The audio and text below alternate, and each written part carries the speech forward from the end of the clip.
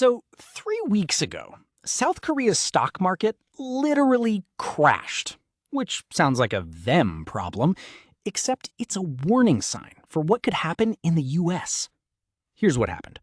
14 million Koreans, unable to afford homes due to high housing costs, turned to the stock market as their only wealth-building option.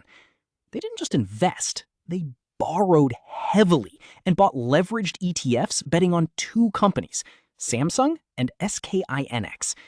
These two stocks represent over 56% of Korea's entire stock market. When these stocks dropped 10% in a single day, margin calls triggered automatically. Brokers forced investors to either deposit cash immediately or have their positions liquidated.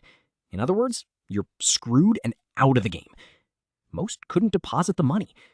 The forced selling created a cascading effect. Prices fell further, triggering more margin calls, causing more forced selling.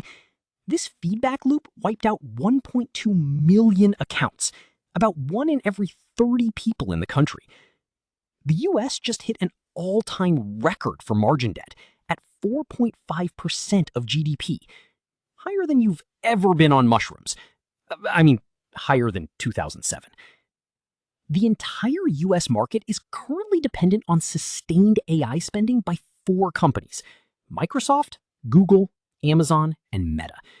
They spent $725 billion on AI infrastructure in 2025.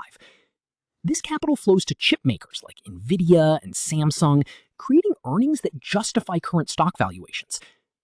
The moment any of these companies cuts AI spending, which they will as returns on investment are declining, this system unwinds rapidly.